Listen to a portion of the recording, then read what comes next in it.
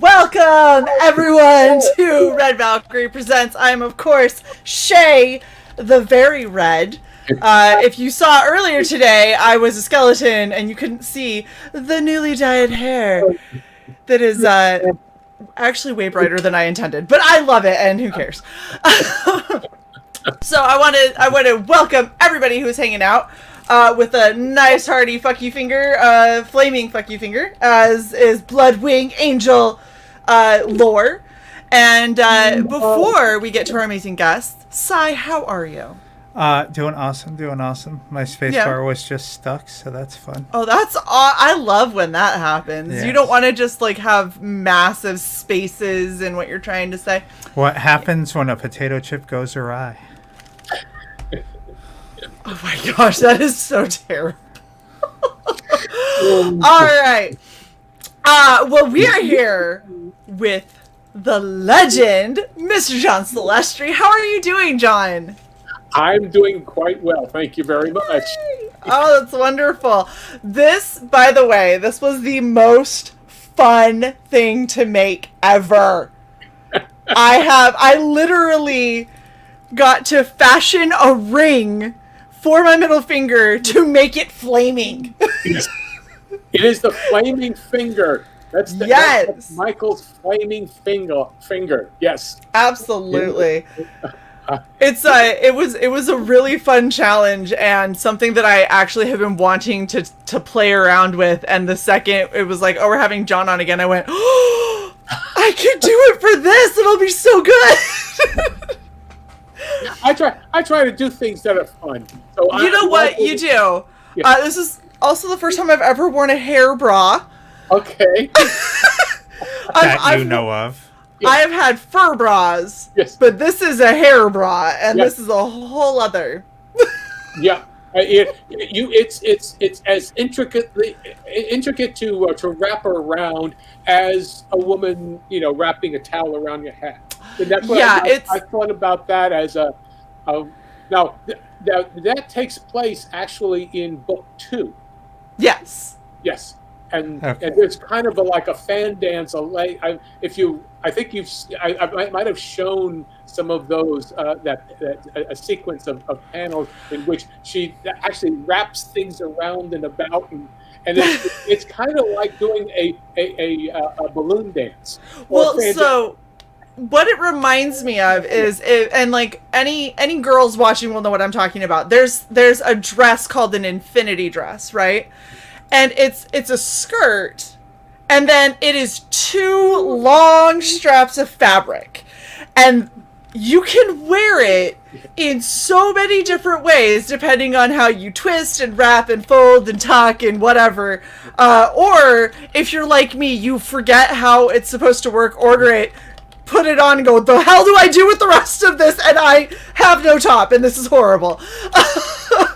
But that's essentially, when I look at the panels that I pulled this from the campaign, that's essentially what I looked at was, this looks so much like Michael took their hair and went, I'm gonna just make an infinity dress toga out of it, because, I mean, not so much because I need to cover things, but more because Michael's trying to get out of this cave, and in all honesty, things flopping around, it's a little distracting, and it's uncomfortable, and it's hard to maneuver. So let's just tie it all down. Well, it's the wings. The wings gets all wrapped up in the hair. Yeah. So you gotta do something with it. It can't just. With it. No. All right. So before we go into the actual campaign, pause 1 second before this scrolls off forever. I don't want to bring this up for praise. I want to bring this up so that we can remember it for later and direct our scorn. This was the first chat. We are going to kick his ass on Friday. Yes. Okay. Sorry, I just needed to point your Jink Neff is going to be sweet tea because Shae overdid it last time. So much alcohol. So we're being nice to Shae's liver now. Oh my God. Okay, so before we have John tell us all about where we are with book 2, let's watch your trailer. Does that sound good? Yep, that's fine. Awesome. Yeah.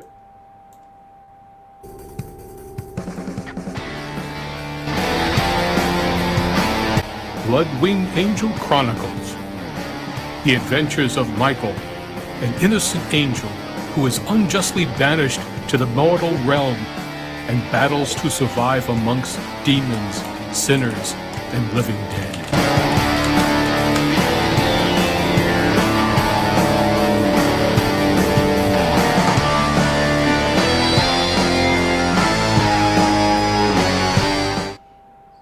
Awesome. All right. I love how you definitely have that like kind of.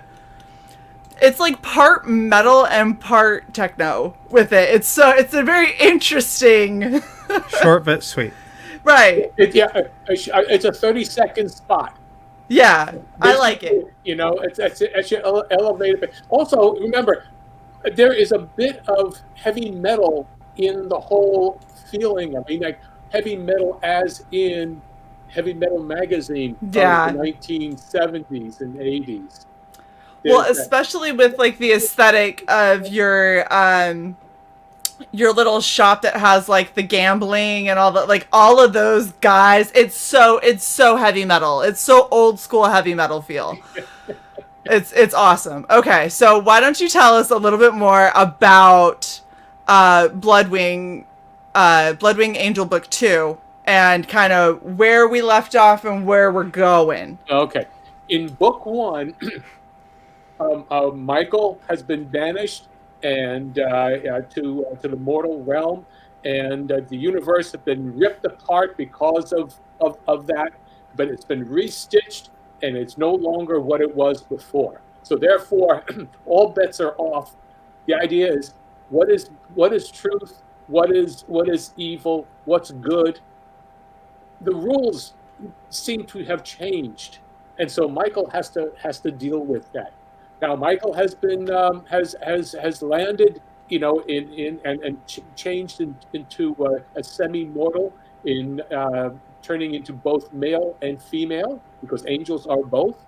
Mm-hmm. And so therefore, now, because Michael has been, you know, drilled into the earth to be born, now Michael has to get out of the womb, in a way that all animals have to survive and get out. And that's, you know, that's where we've left her. You know, like, you know, she now knows that she's a pawn between the gods of good and evil, and so now she has to figure out how to deal with it, or as we will say, how they will have to deal with it, because the male and female, and yep. So they are both, they're there and trying to get out. And that's we get them out and about, and that's how what the next 40 pages are of, you know, getting out and dealing with demons, and we also get introduced to the family, and we elaborate more about the Combs family and their religious gift shop across the street from the 1717 club. Yes. So we are now bringing everything. We start in this book 2. We have episodes 3 and 4 in there, and we then connect right at the very end, just how how Michael connects with Josh, the kid. Okay. So that is that this guy right here? No. Oh, Josh's son is like the grandson of Elmer. You know, he's that's Elwood, and it's his son who is who's on the wall patrol. You know, anything happens to that wall, sirens are going all over the place. They got to go and figure out and make sure that the wall doesn't crumble. The wall encircles their district, and and keeping all the demons from coming in. And if anything happens, then the demons will come out. I mean, that's how they believe it. It's been going on for a long time, and I will get into that in other episodes in the future. Explaining how that all works out. So interesting. Anyway, yes. Oh, and the other thing about this book 2 has a 7-page standalone of the 1717 Club, and then we get to see the boys and what they're all about. Okay. Awesome. So I remember, we had you on the first time, we were talking about kind of your background in animation and kind of everything that that my generation grew up loving, for sure. The thing that I really like, and a lot of this we saw in the first campaign as far as the panels and stuff, but like the style is just so, it's like a cross between heavy metal and Mad Magazine. Yeah. Like if you threw those two together, they're all caricatures, but at the same time, like I could look at them and say, I have seen a man who looks strikingly similar to this at some point. Well, they're facial types. They're character types. That's the thing, and that's what you play with. My influence is it goes deep back is Dick Tracy in some of these things, because it's got all shapes and forms, but it's not just cubes. I mean, you're trying to get a flat top, BBIs. You get prune face, mold. Absolutely. Those kinds of things. That's so. Well, like even this little guy right here, he looks like a miniature sized like Elmer Fudd type, almost. It could. It's just all of this is it's so stylized, but it's so relatable, I guess is a good way to kind of put it. I can point to these various caricatures, and I feel like I've seen something like that at some point, whether it was a caricature from a cartoon that I watched when I was a kid, or somebody that I work with that I'm like, I work with a guy who kind of looks like a rat, and that guy kind of looks like him. If you look at a lot of the classical artists that we think of today, I mean, basically Michelangelo and Leonardo da Vinci, they would go to taverns and they would be caricaturing or just sketching the faces, and those are the things that are interesting. Those kinds of faces are they not even caricature, they're character. Yeah.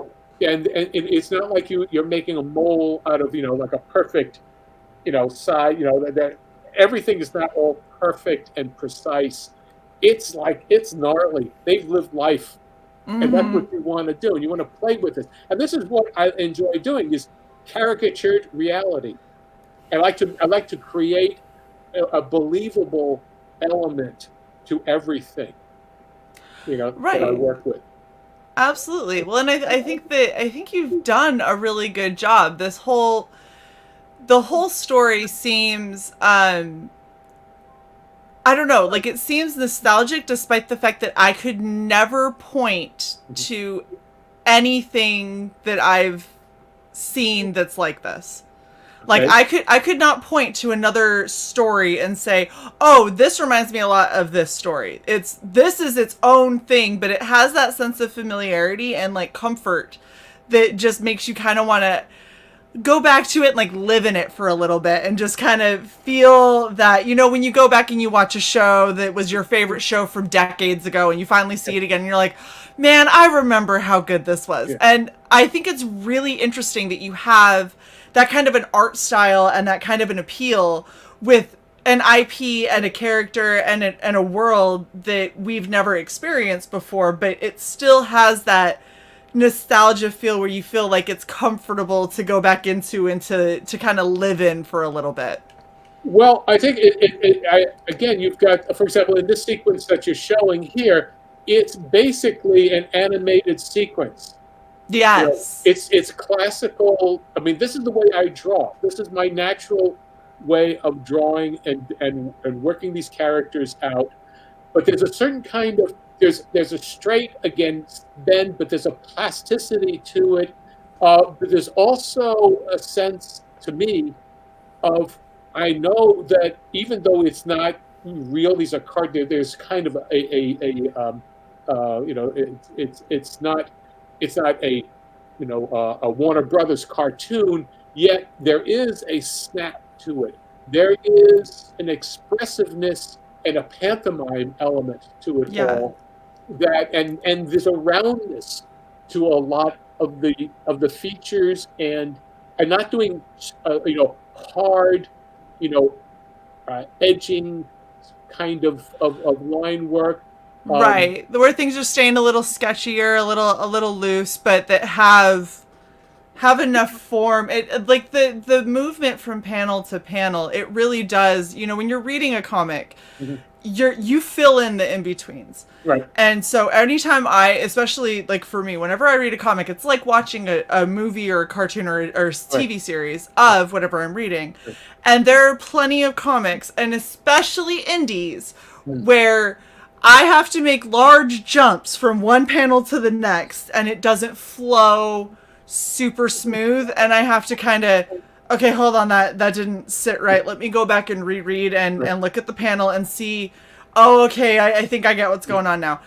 And that doesn't happen with yours, because, and I think a lot of it does have to do with your animation background, because you understand progression and you understand cells, you understand how all of this stuff works together as actual animation, and then you kind of understand what your brain is going to fill in that you can kind of drop out and still keep that same momentum. Because in this page specifically, you see Michael trying to get out, not able to, and then you see like it's not just once or twice, it's like multiple, like I'm banging on the side of this and it's still not working, and then it's okay, what can I do now? Like you have that moment of like, I need to collect myself, this is obviously not working, how do I fix it? And that's the idea with this. What I try to do if you look at this page, you will start with seeing the star. There's the star there, and that's where they've got to get up there too. But they can't do it, and there's a long distance. So you've got you're looking down. If you look down, it's from one perspective there. You see that this yes. Okay, then you go straight up again, and then you can see where they're going. All of this, if you just roll it down a little bit so I can see the full. The full up top. Yes. Okay. Now, if you look from here, it goes to there. Here it goes up and down and around and about. Yeah. There is starting with the star. It starts making an S curve all the way down to there. It does, and your eye is reading the words and seeing the action in sequence almost in the same power that I want you to. The progression is right there. Well, and the thing that's really ingenious that a lot of people don't realize when you're talking about good page layout and flow. So like you're talking about the S curve, right as you're coming to the down part of the S curve, Michael's looking down. Yeah. So you feel that motion with Michael where you're looking down because your eye tracked that way, and it really makes that perception and that depth feel a lot bigger because you physically moved with it. And then when you're hooking back up, right as you hook back up, Michael's looking back up at a star, and so you're following Michael's movement. Yeah. And it helps to immerse you into the story a lot better, and it also really makes a page feel so much more dynamic instead of it just being panels that you're reading and you're filling in all the blanks. And this is something that I really wish more people would like talk to you about. I know that you do stuff on your YouTube where you show your thought behind paneling and how you draw certain things. And I really, really encourage, if you are struggling, if you are starting out, if you want to get better at page layout, go check out John's channel and listen to what the man with a lot of experience has to say, because you take people on a journey with the way that you put your pages out. And that's something that I really appreciate that we don't see nearly enough in indie comics. There's so many places where it can be dynamic. Mm-hmm. There's so many places where it can make panels that much more punchy and impactful. And if it's not used, it's a waste. Yeah. There should be no wasted line on anything, and then it's not like something that you could just do. It takes a long time to develop, but it's not like, you don't have to be a genius to do it, but you have to be aware, and it has to be thoughtful. You have to have put the effort in. You have to have planned out what you're trying to say in the story. Like, you knew what you were the point you were trying to get across before you ever put pen to paper. You knew exactly what you were going to try and make it feel like, and then you paneled it out, and so that would be what you would feel. I'll show you this here. This is what I'm working on for book 3. This is how I start. These are, I've got Post-it notes, and I've got thumbnails. This was this morning's breakfast, that I worked on. That's all awesome. These various things here. This is everything that I come through, and then today, then I typed it up. Nice. On my typewriter. Of course you did, on a typewriter. Of course you did. So, and I keep minimal amount of dialogue, exposition, and if there's anything that has to be explained, it's because you can't show it. Right.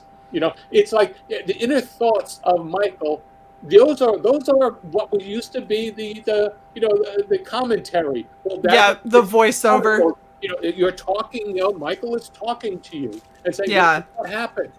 So you do that, but I don't worry about having to explain, what's happening outside of their experience, like with the poems and whatnot. You're just cutting away and then saying, well, this is what's going on. So when you come back, you see from Michael's point of view. And I've sort of done this in book 3. I've started book 3, and to explain how they connect, you start seeing like split panel pages where you're seeing from Michael's point of view and with Josh's point of view, and how the two finally do connect up. Oh, that's really cool. So that's the thing about it. So, but it also you got to develop everything, and in this particular case, I will give everybody just a little feeder. Michael becomes aware of sexuality and sensuality just in being saved, because Michael is nude. Michael has to be hugged and brought up, physically. Michael is basically in shape and form, and just the way it is. Maybe about 14, 15 years old, 16. All this is brand new, and so therefore, Michael is experiencing everything as a semi-mortal for the first time. Well, and that's actually something, if you're going to look at biblical storyline, right? One of the things that has always been a point of contention for many angels is that they don't understand the idea of personal choice or of physical touch or those kinds of things, because for an angel, there is right, there is wrong, it is black, it is white. For the vast majority, it is either you are good or you are evil. That is what it is.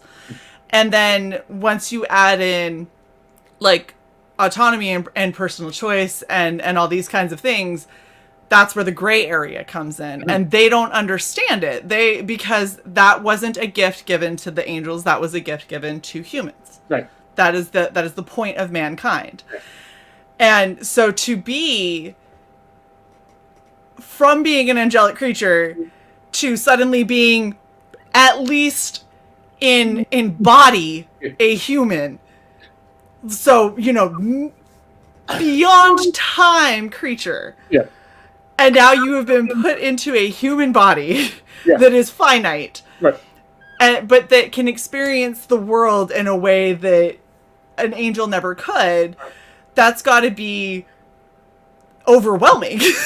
That's got to be a lot. Right. Well, it's as you've explained it, just laying that part of it by itself shows how much richness there is in potential to develop.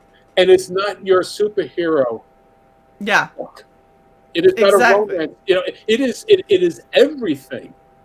It's almost like a slice of life, but it's like a slice of life is told from a completely alien perspective. Oh yes. Yes. And so it's really kind of interesting because in manga there's slice of life mangas that are literally just you're following like a mother who cleans her house and does chores and goes shopping and cares for her kids. And like, that's literally the whole manga. All it is just following a woman in her day-to-day tasks. But the ones that I think always seem to do really well, and this is actually like, there's entire Reddits about, alien races coming and seeing how humans work and being like, it's so bizarre. Like, we understand that we're dying, and that's just the thing that happens, but the human seems genuinely upset that we're dying and is constantly checking on us and asking if there could be anything that they can do, and no, you can't, I'm dying, that's just how it is. And having that kind of clunky perspective of something that is human, because that's what we are. I like that you're kind of doing that with Michael in this whole experience and discovery side. Yeah. Well, I don't know that this would be. I don't know if you can even how I would describe the genre. It's not a genre. I'm talking about just styling. It's kind of like it's not your regular comic book. It's an indie comic, okay? Yes. It's not a head comic. It's not a fantasy comics per se because it doesn't follow the same rules, I guess, that other like high fantasy, like Tolkien and everything. It's not that. Is it? Are there? Because I'm not a manga person, are there any elements of manga that you see in what I'm doing here? I don't know. Just that would ask because it is not. It follows a character, and it doesn't talk a lot. Right. So I would say, I mean, it's close. It's like a slice of life, but it's a slice of life with a supernatural bend to it.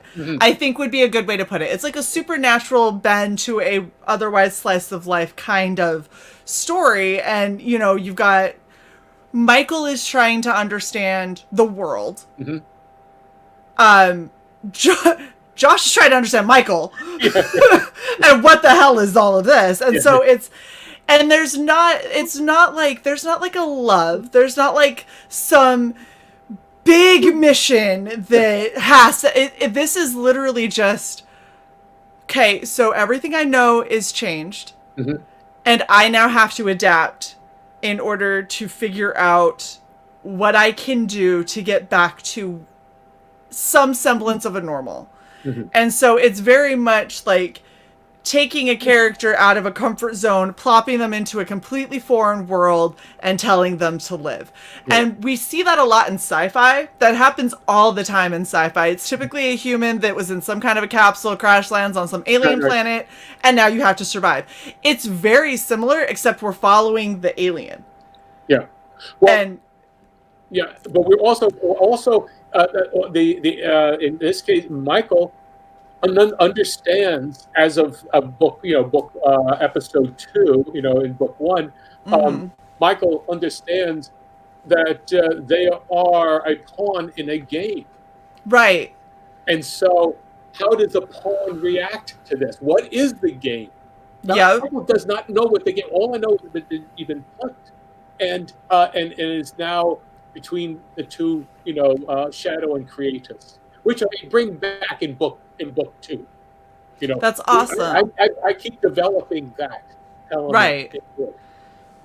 Well, and so, that kind of plays into another thing, because you have so many. It's like such a multi-layered story, because we're also following, like you said, Michael's a pawn, so it's like following an underdog, like trying to find a person, who's been put into an unfair situation, is being treated as expendable, and what are they going to do to essentially fight back? Because the powers that be that have chosen this for Michael really don't care if Michael lives or dies. It's like a giant experiment. Let's see what happens. Let's throw him in there. Let's see what happens, and then I'll do it again with another one. And we're following a being that goes, well, hold up. Like, I don't want to just poof. Like, that's some bullshit. I want to make sure that I, make it through this. And so now we're following a survival in a slice of life with an alien creature that's part sci-fi,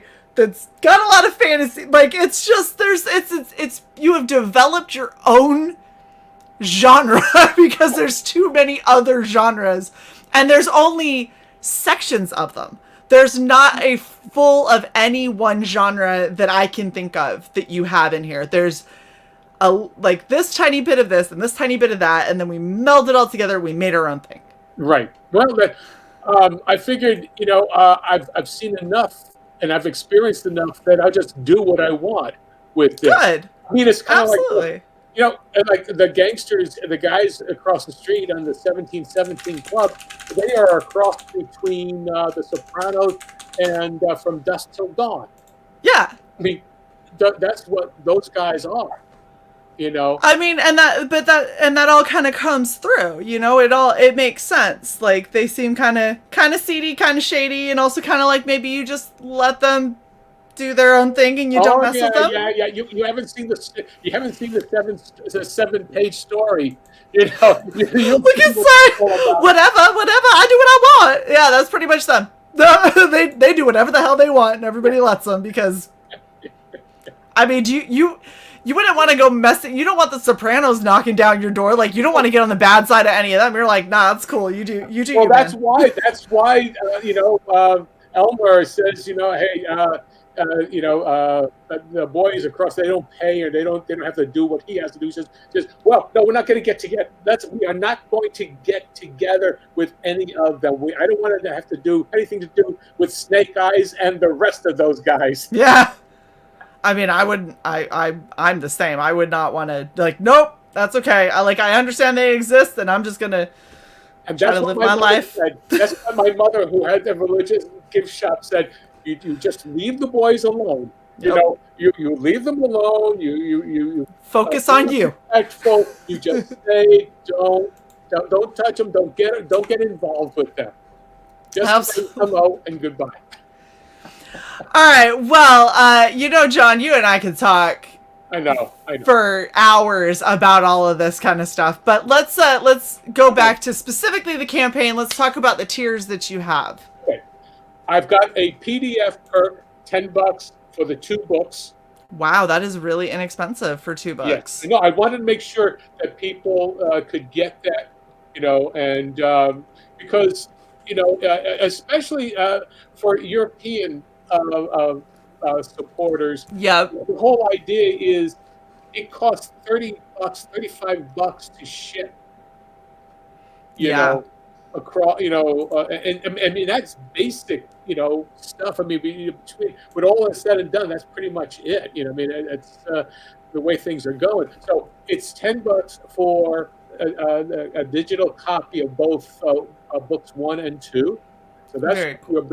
Then the next one is the $15 one, which is there are 2 $15 perks. One perk number 1 is for book number 2. Okay. Okay. Okay. And that's $15. And the same thing for perk number 2, which is book number 1. You get the trading card, you get the poster, and a copy of the book. So a suggestion for next time. Yeah. When you're naming these, because I understand why you have the number 1 perk is for obviously what the campaign is for, but to just make sure that nobody gets confused. Well, I've said this specifically. I've read it there. I've done it, and also if you look through the reading of it, I've made that apparent. No one has made a mistake. Good. Yeah. Because it says right here. It says exactly. You read the perk and you say, "This is what it's for." It does. I just know people, and I know people are lazy, so it would be something to consider. Yes. And granted, on book 3, it's not going to be this confusing, because this is confusing because literally perk 1 is book 2 and perk 2 is book 1. Yeah, that's what's confusing. But if you did, well, perk 1 is book 3. And then perk 2 is 1 and 2. And it's I won't even number them next time. Yeah. That's the thing. I will come up with better number names, but I can't do that right now because we're done through this, and there's no problem. But if you keep rolling up, and if you're new to all of this, then perk number, and you see that I really am that. The next one, the Flaming Finger, is for everything. That's $30 for the 2 books, a hardcover, and the trading card and the 2 posters. So when you say hardcover, you mean physical copy? I mean a hard copy. There you go. Okay. I was like, we're just going to clarify that. No. It's okay. And then the next one, the Fire Fist, add to the pin on top of that. Very cool. And so that's for that. The next. And for anyone who doesn't know, there's the pin. Yeah. Did it hold up? Oh yeah. Oh, it's beautiful. Absolutely wonderful. Shae, I was trying to ask you in DMs, how many of those pins do we have? I think that's the only one, so I was going to back to get, because I don't know if I got you a copy last time, CY. And so if I didn't, I was just going to back here and then add on another book 2. And so then you would have everything, and we'd both have books 1 and 2 and the pins. I see. Yes, that was the plan. Okay. Okay. I'm having a lot of acid reflux right now, and my mic is so sensitive. I do not want to put that out into the world. But I'm sitting here typing messages to her behind the scenes, like, "What have we back? Do we have this? Are we getting this? What's going on?" And I'm trying to scroll, have a conversation, and still catch up with DMs, which is not a possibility. So nope. Sorry. This is looking like plates spinning on the Ed Sullivan Show. Yes. Yes, I love this. Double Flyer says, "Get CY a birthday pin." I will, Double Flyer. CY has earned a birthday Bloodwing Angel pin for sure. And also, since Double Flyer asked so nicely, there's your Flaming Finger. That's perfect. I'll wear the Bloodwing Angel pin to Ren Fair. Oh, very nice. Yes. So okay. I've got different Demon Slayer perks, pages, because this is original artwork. Those are my thumbnails, my full size 8.5 by 11. 2 pages is like the original rough sketch of it, and then the more developed artwork. And those are the 2 with everything else, with all the other stuff, and they're running for $125. Wow, that Corvinus, you hear that? I know how much you love original art, man. I mean, you're not gonna. Those. That's what it is. I'm not duplicating it or anything. Those are my originals for that. Those are my thoughts. You study those, and you can see where my brain went initially, and then how I started to try and form it together, and then you have the book to see the final product.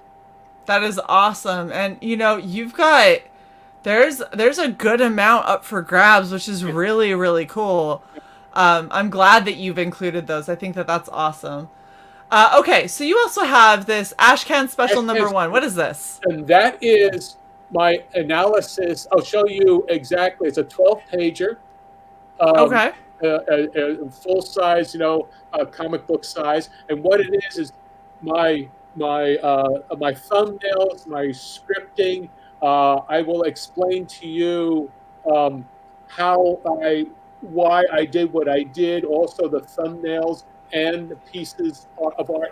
There's an explanation of how I formed those the story beats, and then how the page was developed.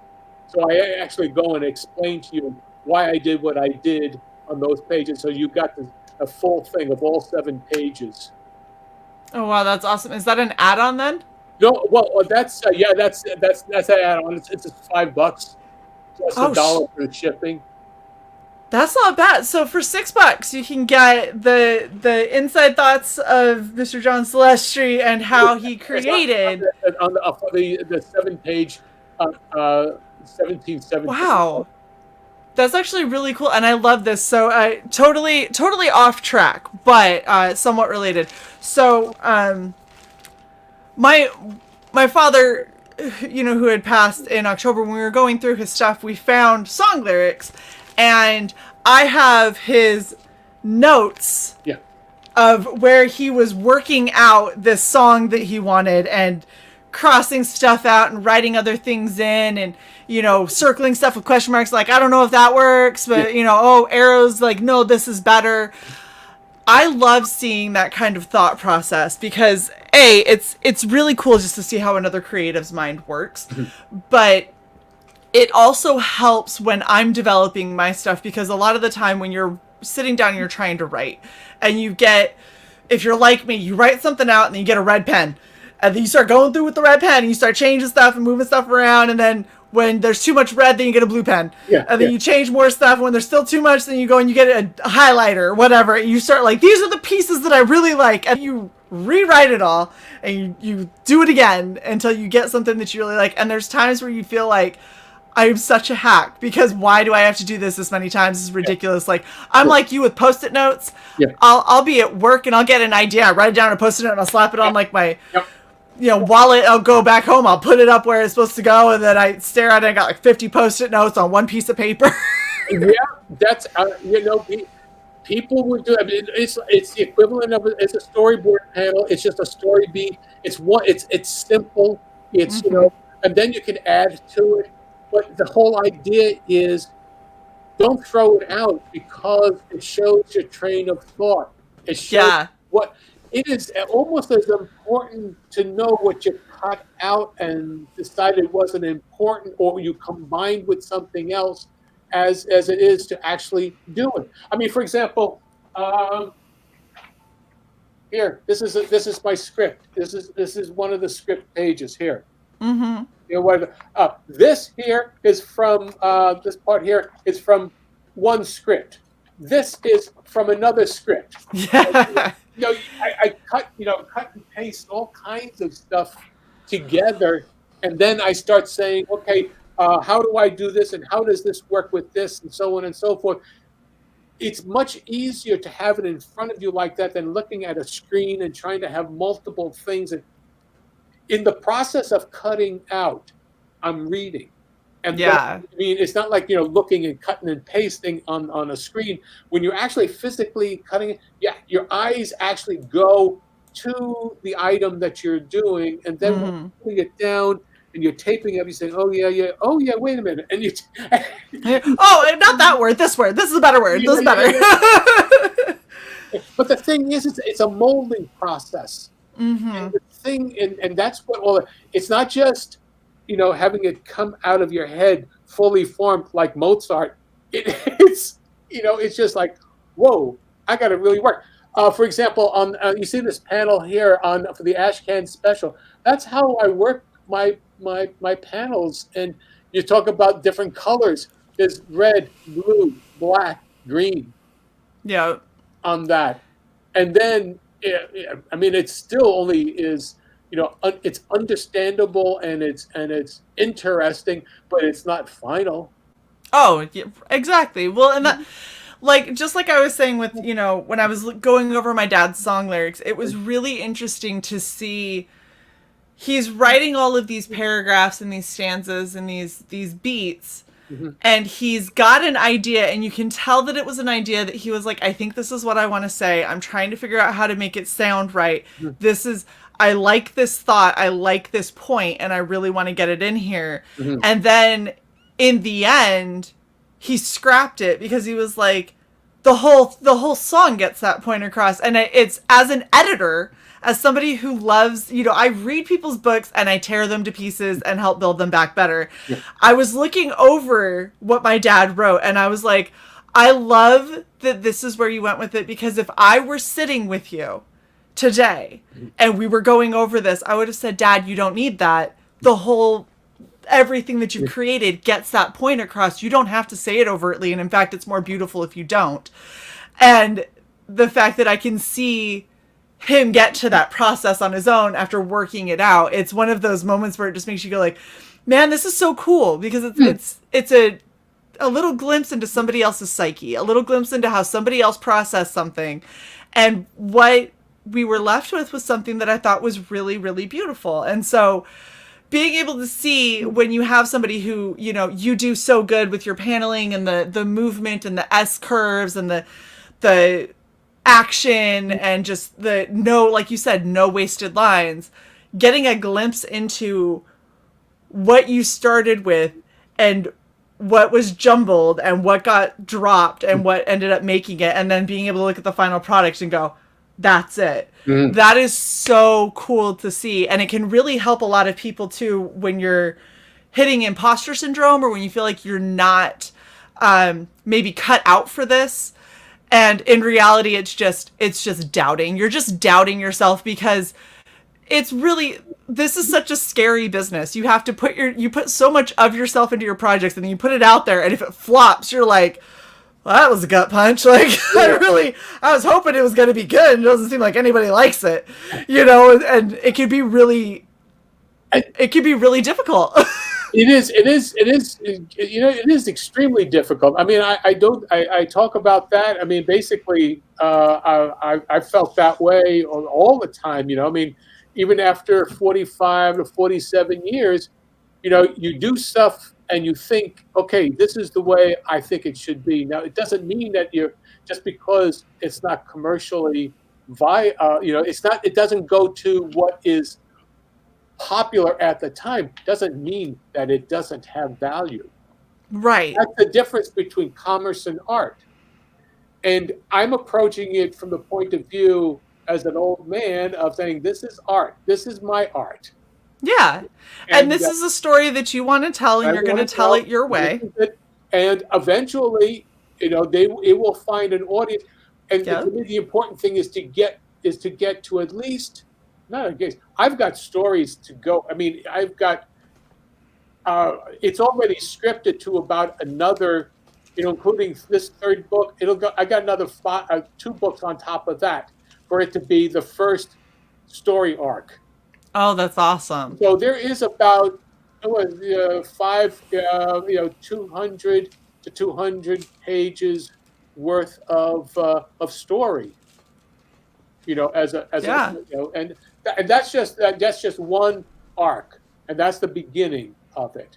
Right. So, and then I've got material ready to go after that. So I've got a good at least 5 years right now, and another 10 years after that. And so, salute if I get past it. Well, that's awesome. So people can obviously add on the beautiful enamel pin that we were showing that is right here. That is, I'm telling you, stunning pin. I love it. That's why it's front and center on my hat. It's in between my 2 Gur pins, which are also my favorites. Stunning pin. That's why I will have it. Yes, that is why. And see, it's so funny because I remember CY asking, and I was like, "Oh, I think that I got a second one, and then I don't think that I actually ever did. I think that I thought that I had, and just never actually put the order in." And so I'm like, "Well, we got a back book too anyway, so we'll just get it now, and then you can have that one." But yeah, so you've got a lot of really great stuff on here, and honestly, it's always just wonderful being able to talk with you and talk about like the methodologies and the process and everything behind all of this, because it's so in depth. I think a lot of people don't realize just how much gets put into really good storylines, and you are putting so much into this to make sure that you get to tell the story that you want to tell, and I love that. I love it to pieces. So I appreciate so happy. that. I appreciate hearing that. It's just one of those things that you just you want people. You don't do it just for yourself, because you do want to communicate, and right. So and that's the important thing. That's why indies, you are doing. If you're doing commerce, bless you, you do that. But having the ability to do a story that you believe in, and okay, 25, 30 people like it, great. It's there. It's more than just sitting in your room, right? Yeah. Well, and because if it was just for you, then you wouldn't need to create it in a scale like this. Yeah. You're obviously creating it because you want your story to get out to people who would appreciate it. Yeah. And so this also goes back to, for all of the people who are watching, if you end up finding like a creator or a comic or something that really speaks to you, say something. Tell the creator, because the amount of times that they don't hear about it is innumerable. And so being able to tell a creator like, oh, I just read, book 1, and oh my gosh, I loved how this particular scene happened, or my favorite panel in book 2 was this part, and it was really awesome how you did that, or whatever. Letting a creator know that can be what helps give them that push to keep going and to keep making sure that they're telling these stories, because after a while, it's not enough to just want to tell it.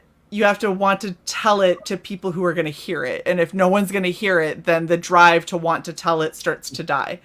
And I want to hear your stories. I absolutely want to hear your stories. I think that you have a really great perspective. I think that the way that you have your books laid out, even if the people aren't interested in the content of the actual story, the books are so valuable in the way that you have executed every panel, told the story, had the flow go, all of those aspects, the perspectives that you choose, the things that you added in or omitted, all of that is so valuable and can be so difficult to find now, because the big comic book companies are phoning it in like crazy. The big comic book companies have people who don't understand this, who don't care, who aren't going to put this kind of effort into it. A lot of indies don't have the experience that you do to understand how to bring about that kind of emotion and that kind of movement and make something that is otherwise 2D pop off the page and come to life. And so regardless, I think the story sounds amazing. And I really think the story is something that is entertaining as shit. But even if the story doesn't sound amazing to you, if you ever want to create a comic, you should pick up the book, because it is an incredibly inexpensive guide for you to be able to check it out. Oh, good, you do have the pin. Yes. Yes! Oh. Yes! Oh, I'm so happy! I'm like, I know I have felt that pin in my hand. I know. I was so confused because I was like, did I get it? I don't know if I didn't get it, I'll get it again because it's an awesome pin. I'm so happy you have it. Okay, that makes it better. Okay, that's great. CY, do you have any questions or anything that you want to say? I know that you're not feeling the best. No, I'm good. John, it's a damn pleasure to have you back. Thank you. We love having you on. Thank you. I really enjoy talking with you all, and it's just it's a great thing. I mean, I prefer talking with people who are not trying to have me sell the same old. I want to talk story. I want to talk about art. I mean, I want to sell the book, right? But I want the people to feel that they're supporting an artist, which is exactly thing from just selling a book. Well, and that's the funny thing is, I don't know if it's just inherent or what, but our shows vary so dramatically depending on who we have on as creators, you know? We had Fresher Luke on earlier for his book Forsaken Gods, and it was a lot of jokes and a lot of laughter, but we really focused on the campaign, you know? And every time we have you on, just because of your demeanor, because of your personality, because of that amazing mustache that everybody loves, like, we bring you on and it instantly sparks this much more in-depth conversation about, you know, thought and psychology and how to get storytelling points across. It always becomes much more of a, you know, like a TED Talk on how to make comics, as opposed to, we're covering another campaign. It's like, well, yeah, we're covering a campaign, but I mean, we're covering a campaign and getting some of the most valuable advice you can get from an OG creator who knows his shit, who knows what he's talking about, who you definitely, you have so much that you could teach, that you could give people. And I think it is a crying shame if creators aren't capitalizing on an opportunity like that and backing your book and watching your channels, because Preach, sister. You've got so much to give. Pound that desk. I am, damn it. Listen, Cy, I don't got time for you. There you go. There you go. The next thing is going to be the fist of the flaming fist. Oh, Jesus. Yes. You know, it's a glove. That thing. I got it. I already know how to do it. I don't think we can discuss the flaming fist on YouTube. I think the flaming finger, the French tickler, is Oh my gosh. You're terrible. Thank you. Oh, well, John, thank you so much for being on with us. We absolutely love having you. And thank you very much, Jeff, for inviting me. And you know, the check is in the mail for showing. I want to thank my amazing co-host Cy for everything that you do. Without Cy, these shows would not be happening right now. You're very welcome. It's a labor of love. Aw. Yeah. And thank you to everybody hanging out in the chat. Please, if you know what is good for you, go back, Bloodwing Angel. Like, seriously. That flaming finger will F you up. The flaming finger is going to come find you, okay? It's going to happen. Go back, Bloodwing Angel. You definitely want to get in on this amazing creator's creation, for lack of a better term. But this is there's so much goodness offered in this campaign. You don't want to miss out on it. So please go back it. Do not forget to like, share, and subscribe to Red Valkyrie. Maybe even become a member. We've got some awesome stuff coming out for our members in the near future. So definitely consider, if you want to, for less than a Starbucks coffee. 1 Starbucks coffee a month. You could be a member for Red Valkyrie and get some of the amazing perks that we have coming up. So thank you all so much for watching, and we will see you guys tomorrow for our other 2 shows, because we're insane. Have a wonderful night. Bye.